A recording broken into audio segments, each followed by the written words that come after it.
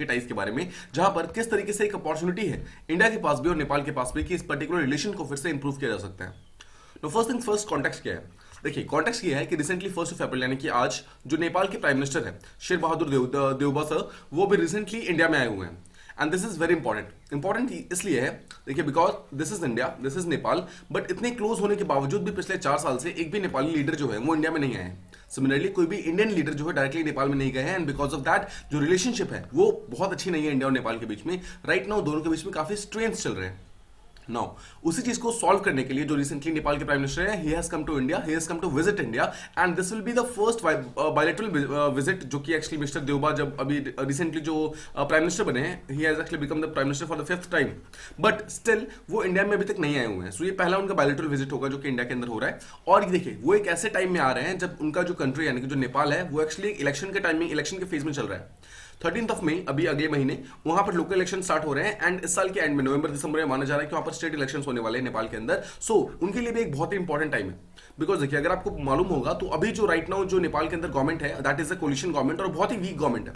वो बहुत ही कोई स्ट्रॉन्ग डिसीजंस ले नहीं पा रही है। Anti China stands, anti US stands, किसी भी टाइप का जो स्टैंड्स वगैरह वो ले नहीं पा रही है, बिकॉज दैट इज एक टाइप का कोलिशन गवर्नमेंट है।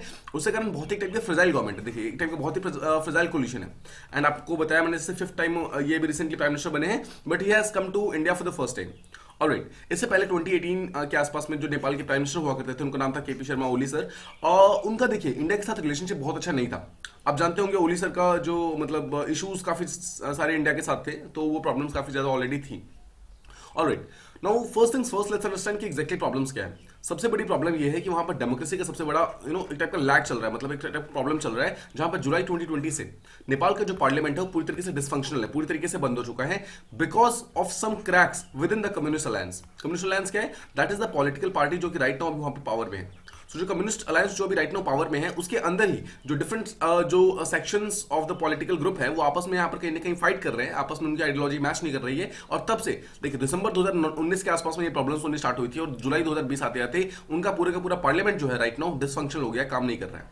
नाउ देखिए, पूरे के पूरे वर्ल्ड जो है, मतलब वर्ल्ड के बहुत सारे डिफरेंट कंट्रीज है जो कि नेपाल को एक्चुअली डिवाइड करने की कोशिश कर रहे थे, बिकॉज ऑब्वियसली पार्लियामेंट का ना चलना that is a very very big thing.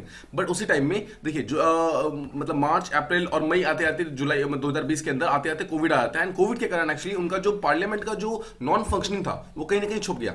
Because देखिए, वैसे भी कोविड के कारण ऑलमोस्ट हर एक कंट्री ने अपने अपने पार्लियामेंट को बंद कर दिया, तो इसीलिए जो नेपाल का जो पार्लियामेंट बंद हुआ था वो बहुत लोगों की नजरों में नहीं आया, वो बहुत चीज मालूम नहीं चला। तो एक टाइप का जो कोरोना वायरस था वो एक टाइप का फेस सेविंग इवेंट की तरह काम कर रहा था, मतलब कि कहते हैं एक टाइप का नाक बचाना, इज्जत बचाना, उस तरीके काम कर रहा था नेपाल के लिए, बिकॉज नेपाल का ऑलरेडी पार्लियामेंट बंद हो चुका था। बट बिकॉज ऑफ कोविड ये चीजें बहुत ज्यादा लाइमलाइट में नहीं आई। Now let's talk about India और नेपाल। देखिए, इंडिया और नेपाल की रिलेशनशिप जो है ना 2015 के बाद बहुत अच्छे तरीके से इंप्रूव नहीं हो रहे हैं, बहुत ही हिस्टोरिकली बहुत ही लो रिलेशनशिप चल रहा है। और उसका एक बहुत बड़ा रीजन यह है कि नेपाली जो हैं वो इंडिया के साथ रिलेशनशिप को इंप्रूव करने की कोशिश नहीं कर रहे हैं। मतलब नेपाल की गवर्नमेंट है वो बहुत अच्छे तरीके से इंडिया की तरफ नहीं आ रही है, because they are not pro India, right. उसके कारण प्रॉब्लम काफी बढ़ रही है। तो इंडिया और नेपाल के बीच में, जो कि actually one of the closest neighbours हैं और one of the largest neighbours हैं, उनका एक्चुअली आपस में रिलेशन काफी अच्छा होना चाहिए था, बट वो नहीं है। 2016 नवंबर, दैट वाज द टाइम जब इंडिया के अंदर डिमोनेटाइजेशन होता है। डिमोनेटाइजेशन होने के कारण इसका एक बहुत सबसे बड़ा रीजन ये था कि करप्शन जितना भी है और ब्लैक मनी जितना भी है, उन सब चीजों को बंद करना है, राइट। वॉट नो, आप एक चीज जानते होंगे कि नेपाल के अंदर भी इंडिया की करेंसी को एक्सेप्ट किया जाता है, मतलब नेपाल के अंदर जो इंडियन करेंसी है दैट इज टोटली एक्सेप्टेबल। सो नेपाल के बैंक के पास, नेपाल का एक बैंक है राष्ट्र बैंक, जो उनका नेशनल बैंक है, उनके पास around 7 crore Indian national rupees थे, मतलब इंडियन करेंसी के अंदर ऑलमोस्ट 7 करोड़ थे, और दे वांटेड टू मतलब गेट इट एक्सचेंज। वो चाहते थे कि इसको डीमोनेटाइज करवा के, मतलब इस बिल्स को डीमोनेटाइज करा के, मतलब इसको एक्सचेंज करा के जो न्यू करेंसी वो ले लो। बट उस टाइम इंडिया ने, बिकॉज उन्होंने इतना लेट प्रोवाइड किया था, आई गेस 2016 के आसपास था, उन्होंने 2018 या 2019 के आसपास में प्रोवाइड किया था, तो इंडिया ने इस चीज को करने से मना कर दिया। And this was very very clear, because RBI ने इस चीज को पहले ही क्लियर कर दिया था कि any NRI, any foreign nation जिसको भी ये चीज करानी है उसको 2017 लास्ट तक करवाना होगा। बट नेपाल अगर 2018 के अंदर लेकर आएगा तो ऑब्वियसली कहीं ना कहीं प्रॉब्लम बढ़ जाएगी। उसके बाद there was a group called as EPG, यानी कि एमिनेंट पर्संस ग्रुप। उन्होंने एक रिपोर्ट बनाया इंडिया और नेपाल की रिलेशनशिप को इंप्रूव करने के लिए, बट वो रिपोर्ट आज तक सबमिट ही नहीं हो पाया, उसके कारण भी प्रॉब्लम कहीं ना कहीं बढ़ गई है। Alright, now let's talk about some things. देखिए, 1999 का टाइम था, देयर वाज अ फ्लाइट जो कि काठमांडू, जो कि नेपाल में है, वहां से मूव करके अमृतसर आने वाली थी। ठीक है, दिस वाज द फ्लाइट। इसके अंदर बहुत सारे इंडियन पैसेंजर्स होते हैं, जो इंडियन मतलब नेशनल्स थे, वो लोग इस पर्टिकुलर फ्लाइट के अंदर बैठे हुए थे, which was supposed to start from Kathmandu, और वो अमृतसर आने वाली थी। बट इन नेपाल के काठमांडू एयरपोर्ट, जो कि वहां का नेशनल एयरपोर्ट है, वहां से उस पर्टिकुलर फ्लाइट का नाम था इंडियन एयरलाइन एयरक्राफ्ट 814, आपने नाम सुना होगा 814 एयरक्राफ्ट के बारे में। 814 एयरक्राफ्ट को यहां से हाईजैक कर लिया जाता है। One second, try to understand. Nepal में जो काठमांडू एयरपोर्ट है, यानी कि जो वहां का नेशनल एयरपोर्ट है, वहां से एक प्लेन को हाईजैक कर लिया जाता है, जो कि इंडियन प्लेन है, और वहां से इसको रीडाइवर्ट करके इसको यानी कांधार यानी कि अफगानिस्तान ले जाया जाता है। Now this was the time 1999, जब टेररिज्म ऑलमोस्ट अपने पीक पे था, और उसके कारण प्रॉब्लम बहुत ज्यादा बढ़ गई थी। नेपाल से एक इंडियन एयरक्राफ्ट यहां पर पूरी तरीके से हाईजैक हो जाता है, एंड दैट टू जिसके अंदर इंडियन नेशनल्स बैठे हुए हैं। और तब से प्रॉब्लम इतनी ज्यादा हो गई है कि ट्रस्ट जो है वो अभी तक इंडियंस का मतलब नेपाल के ऊपर नहीं हो पाया है। तो अभी भी अगर नेपाल से कोई भी प्लेन उड़ती है और इंडिया में आती है, तो उससे पहले बहुत ही strong pre boarding security check होता है। देखिए, अगर आप भूटान की बात करेंगे, अगर आप बांग्लादेश की बात करेंगे, अगर आप यहां तक कि जो आसपास म्यांमार भी है, अगर आप इनकी बात करेंगे, तो इंडिया जो है इन सब कंट्री के ऊपर ट्रस्ट करता है। और जब भी कोई भी फ्लाइट वगैरह, मतलब जैसे भूटान है, भूटान से अगर इंडिया के लिए कोई फ्लाइट निकलेगी, तो उसमें बहुत ही मिनिमल सा सिक्योरिटी चेक होता है, बहुत ही हाई क्वालिटी नहीं होता है। बट जब भी नेपाल से कोई भी मतलब फ्लाइट मूव करती है, तो उससे बहुत ही स्ट्रांग, बहुत ही एक high quality of pre boarding security check होता है। एंड बिकॉज ऑफ दैट एक टाइप का लैक ऑफ ट्रस्ट जो है ना, वो यहाँ पे शो होता है। एक चीज आप समझिए। नाउ एक चीज आप समझे यहाँ पर negative point. Now let's talk about the positive point. Positive point ये है कि बहुत सारे नेपालीज ऐसे हैं जो कि इंडियन आर्मी के अंदर राइट नाउ काम कर रहे हैं। अच्छा, before that this particular flight की अगर आप बात करेंगे, तो आई होप आपने इस पिक्चर को देखा होगा। This is a very famous picture, 814 का फ्लाइट है, यानी कि these were some of the terrorist जिन्होंने लिया था। एंड दिस पर्टिकुलर जो ये पिक्चर थी, ये सर्कुलेट हुआ था, और उसके कारण ये चीजें काफी ज्यादा मतलब न्यूज में आई थी। ऑलराइट, अब देखिए, ये जो नेपाल है, नेपाल के बहुत सारे लोग ऐसे हैं जो कि इंडियन आर्मी के अंदर काम करते हैं। नाउ यू मस्ट रिमेंबर कि नेपाल के मेन प्लस वुमेन दोनों ही, यानी कि मेल प्लस फीमेल दोनों ही, they have been allowed by the Indian government to work for the Indian army. Let me show you the picture here. आप इस particular picture को देख सकते हैं, you will get idea. Nepalese man and Nepalese women, these both they are actually working right now Indian army. और बहुत सारे, एक पूरा का पूरा जो रेजिमेंट है, Gorkha regiment, that has been actually signified for Nepalese, मतलब उसको साइड रख दिया गया। ठीक है, तो दिस शोज कि इंडिया और नेपाल का जो मिलिट्री या फिर आप समझो पीपल टू पीपल जो रिलेशन है, that is very very strong. But इसके बावजूद हम दोनों के बीच में ट्रस्ट क्यों नहीं बन पा रहा है, that is a big problem. Apart from this, जितने भी नेपाल के विलेजेस हैं, आप जानते हैं, देखिए इंडिया और नेपाल बहुत ही पास में है। सो नेपाल के विलेजेस बहुत सारे ऐसे हैं जो कि इंडिया के साथ डायरेक्टली बॉर्डर में है, या फिर अगर कोई नेपाली विलेजेस दूर भी है, तो वो इंडिया से मैक्सिमम 100 किलोमीटर के दूर में होगा, मतलब बहुत ज्यादा दूर नहीं होगा। दिस शोज कि जब भी इंडिया के अंदर कोई भी वायलेंस होता है ना, कोई भी वायलेंस होता है, छोटा मोटा नक्सलिज्म, टेररिज्म, कुछ भी, तो वहां पर नेपाली विलेजेस बहुत ज्यादा ग्रीफ एक्सप्रेस करते हैं। बिकॉज अल्टीमेटली नेपाल के आसपास के जितने भी एरियाज हैं, बिहार यूपी वाले एरियाज में, उसमें नेपाली सोल्जर्स यानी कि गोरखा जो होते हैं, वो यहाँ पर इंडियन आर्मी के लिए फाइट कर रहे होते हैं। And it is actually they who lose their lives defending a country जो कि उनकी है भी नहीं। One second, try to understand. यहाँ पे जो नेपाली आर्मी, मतलब जो इंडियन आर्मी में जो नेपाली फोर्सेस हैं, जो कि गोरखाज हैं, वो एक्चुअली फाइट करते हैं अगेंस्ट टेररिज्म, अगेंस्ट नक्सलिज्म, ये लोग। ठीक है, इंडियन आर्मी इनको सारे के सारे इक्विपमेंट्स प्रोवाइड करती है, सारी के सारे सुख सुविधाएं मतलब प्रोवाइड करती है। द पॉइंट बीइंग, गुरखाज यानी कि जो नेपालीज हैं, उनका ये एक्चुअल कंट्री है भी नहीं, उनकी अपनी कंट्री तो है भी नहीं, उनका अपनी कंट्री क्या है, नेपाल है। Despite this fact they actually fight for India, और इंडिया के लिए फाइट करते हैं। They actually leave their lives for that, मतलब इंडिया के लिए उन्होंने, बहुत लोगों ने अपनी जान दे दी है। तो दिस शोज कि पीपल टू पीपल रिलेशन तो बहुत ही स्ट्रॉन्ग है इंडिया और नेपाल के बीच में। तो व्हाट इज द रीजन जिसके कारण जो इंडिया है और जो यहाँ पर नेपाल है, दोनों के बीच में जो डिप्लोमेटिक रिलेशन है वो इतने स्ट्रॉन्ग क्यों नहीं हो पा रहे हैं? दिस इज अ मतलब बिग रीजन, और this question needs to be asked. Now let's talk about the geopolitics. देखिए, नेपाल का अगर आप जियोपॉलिटिक्स देखेंगे, तो नेपाल एक बहुत ही कॉम्प्लिकेटेड एरिया के अंदर फंसा हुआ है। This is India, this is यहाँ पर नेपाल, दिस इज भूटान। तो लेट्स टॉक अबाउट नेपाल, और ऊपर क्या है, दिस इज चाइना। सो एक तरफ देखिए, एक तरफ एक ऐसा कंट्री है चाइना, जो कि almost on the verge of super power है। एक कंट्री है इंडिया, जो कि अपने आप को लगातार सुपर पावर बनाने की कोशिश कर रहा है। सो जब आप दो बड़े पावर के बीच में पिस जाते हो ना, तो that is a very very difficult position for you. ठीक है, यही सेम डिफिकल्ट पोजीशन जो है राइट नाउ नेपाल के लिए है, बिकॉज ऊपर की तरफ चाइना है, नीचे की तरफ इंडिया है। नाउ पिछले कुछ महीनों में ये मालूम चला है कि देखिए ये रिलेशन कितने ज्यादा कॉम्प्लिकेट हो सकते थे। लेट्स टॉक अबाउट एक स्पेशल टाइप का MCC pact. First thing first, MCC होता क्या है, इसे कहते हैं मिलेनियम चैलेंज कॉर्पोरेशन पैक्ट। सबसे पहले एमसीसी के बारे में कुछ आपको बेसिक चीजें पता होनी चाहिए कि एमसीसी क्या होता है, उसके बाद आपको ये चीज इजीली समझ आ जाएगी। देखिए, एमसीसी जो है एक बहुत ही ओल्ड और बहुत ही इंपॉर्टेंट एक टाइप का डॉक्यूमेंट है, जो कि यूएस की जो गवर्नमेंट होती है वो साइन करती है। अब what USA does is, USA क्या करती है, डिफरेंट कंट्री के साथ में जाकर एमसीसी पैक्ट साइन करती है, और एमसीसी पैक्ट के अंदर उनको कुछ पैसे वगैरह प्रोवाइड करती है, और उस पैसों से क्या करती है, वो उस पर्टिकुलर कंट्री के अंदर कुछ टेक्नोलॉजी, कुछ इंफ्रास्ट्रक्चर इन सबको बिल्ड करने की कोशिश करती है। नाउ इस पर्टिकुलर केस में यूएसए ने ये सारा का सारा जो पैक्ट साइन किया हुआ है नेपाल के साथ साइन किया हुआ है, एंड दे हैव डिसाइडेड कि नेपाल के साथ जो एमसीसी साइन करेंगे उसके अंदर नेपाल के अंदर टेक्नोलॉजी प्लस इंफ्रास्ट्रक्चर को डेवलप करने की पूरी कोशिश करेंगे। उसके लिए यूएसए ने ऑलमोस्ट $500 मिलियन इतना ग्रांट नेपाल को प्रोवाइड किया। तो ध्यान से देखिए, वी हैव एक तरफ चाइना, एक तरफ वी हैव इंडिया, बीच में we have Nepal. Now we have China जो कि इन्वेस्टमेंट बहुत ज्यादा करता है, वी हैव इंडिया जो कि इन्वेस्टमेंट बहुत ज्यादा करता है, और बीच में नेपाल है। सो डोंट यू थिंक कि अगर नेपाल को किसी भी टाइप का इन्वेस्टमेंट चाहिए हो तो वो चाइना को बोले या फिर इंडिया को बोले, राइट? इंडिया ये चाहेगा कि वो इंडिया को बोले, चाइना ये चाहेगा वो चाइना को बोले। Now what is the meaning? अगर नेपाल किसी थर्ड कंट्री के पास जाके, स्पेशली यूएस जैसी पावर के पास जाकर, तब जाकर उनसे हेल्प मांगता है बिफोर कमिंग टू इंडिया और China. No, this is the same thing जिस जो कि चाइना को भी खटकती है और ये चीज इंडिया को भी खटकती है, because Nepal is very very close both to China and India. तो टेक्निकली उन्होंने हमसे हेल्प नहीं मांगी थी, मतलब they didn't even ask for it, and वो डायरेक्टली यूएस चले गए, यूएस से उन्होंने एमसीसी पैक्ट साइन कर लिया। इसके कारण क्या हुआ था, इंडिया और चाइना दोनों ही कहीं ना कहीं इस चीज से अगेंस्ट हो गए थे। समझिए, चाइना ने उस टाइम में बहुत सारे स्ट्रीट प्रोटेस्ट कराने स्टार्ट कर दिए थे नेपाल के अंदर, नेपाल के साथ जो बॉर्डर है वहां पे। यहां तक कि बहुत सारे सोशल मीडिया कैंपेन स्टार्ट हो गए थे जहां पर नेपाल के अगेंस्ट ये एमसीसी एक्ट जो था उसके अगेंस्ट साइन होने स्टार्ट हो गए थे।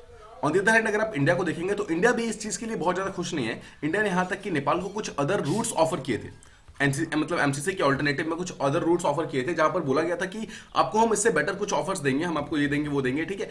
इसके कारण ना बहुत सारे एक्सपर्ट्स वगैरह कंफ्यूज हो गए थे, तो क्या एक्जैक्टली इंडिया एमसीसी के अगेंस्ट था या फिर क्या था, ये चीज अभी एक्जैक्टली समझ नहीं आई। बट हाँ, ये चीज तो डेफिनेटली पता चल रहा है कि इंडिया और चाइना दोनों ही चाहते थे कि नेपाल उनसे पहले आकर हेल्प मांगे। Alright, now let's talk about India, China और इसके बीच में नेपाल को समझते हैं कि एक्जैक्टली किस तरीके से मूव ऑन करते हैं।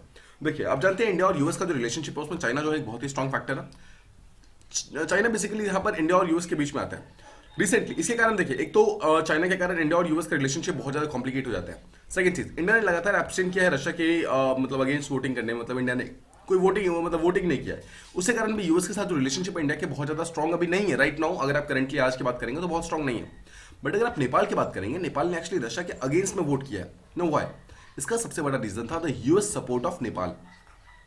Once again just try to understand, Nepal को यहां पर कोई मतलब नहीं बनता रशिया और यूक्रेन के बीच में आने का, लेकिन नेपाल इज अ मेंबर, तो नेपाल को कोई स्टैंड लेना था, ठीक है। नाउ नेपाल का स्टैंड किस चीज से फ्लक्चुएट हुआ है, किस चीज से चेंज हुआ है, just try to understand. Nepal को यूएस ने कुछ दिनों पहले ही 500 मिलियन का एक ग्रांट देता है, एमसीसी ग्रांट देता है।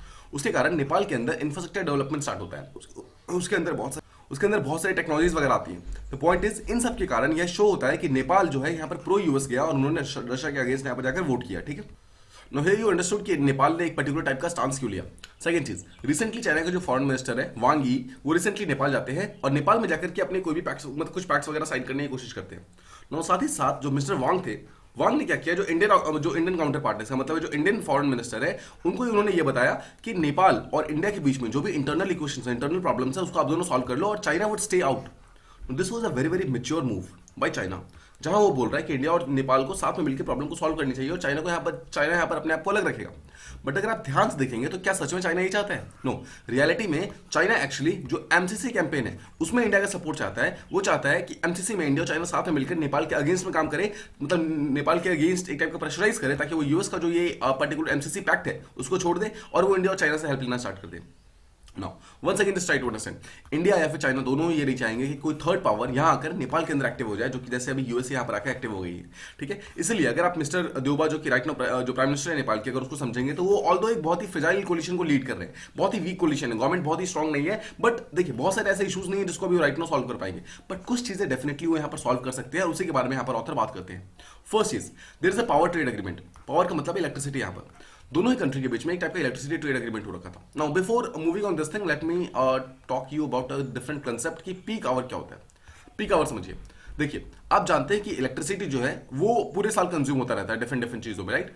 अगर आप इलेक्ट्रिसिटी का कंजप्शन देखेंगे तो वी हैव बहुत सारे businesses, we have factories, we have households. तो फिलहाल हम बिजनेस और फैक्ट्री को छोड़ देते हैं, हम हाउस होल्ड्स के ऊपर फोकस करते हैं।